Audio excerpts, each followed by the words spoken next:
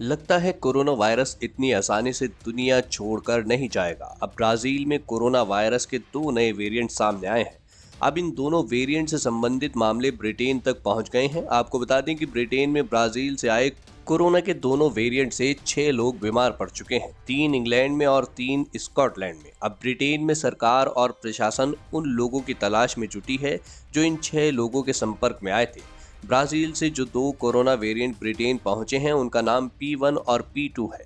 P1 corona variant सबसे पहले Japan में मिला था। जापान से लोग ब्राजील में अमेजन नदी के किनारे बसे शहर मानाउस पहुंच गए। पिछले साल अप्रैल में इसी इलाके में सबसे बड़ी कोरोना लहर आई थी। इस इलाके में अक्टूबर में 76% लोगों में एंटीबॉडी मिली थी। हैरानी की बात तो ये है कि इस साल जनवरी में कोरोना के मामले तेजी से बढ़ने लगे। जो लोग पुराने कोरोना से ठीक हो चुके थे वो वापस बीमार पड़ने लगे। जांच की गई तो पता चला कि जापान से आया P1 कोरोना वेरिएंट ब्राजील में बदलकर P2 बन चुका है। इसने ब्राजील में तेजी से अपना पैर पसार लिया है। इसके म्यूटेशन की वजह से लोगों में गंभीर स्थिति हो गई है। जी हाँ दोस्तों, आपको बता दें कि UK new and emerging respiratory virus threats advisory group यानी नर्व टैग ने P1 को चिंताजनक और खतरनाक कोरोना वेरिएंट बताया है।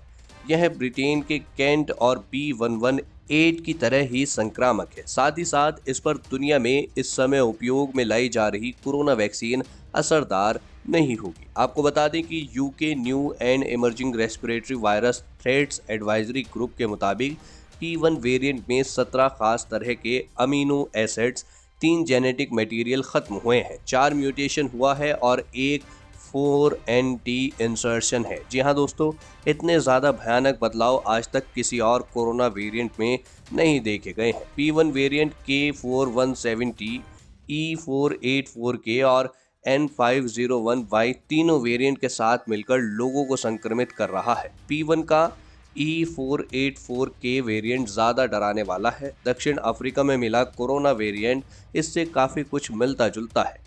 इतना ही नहीं, टेंशन वाली बात यह है कि कैंट कोरोना वेरिएंट ने भी खुद को E484K में बदल लिया है, यानी और ज़्यादा शक्तिशाली और ख़तरनाक हो गया है।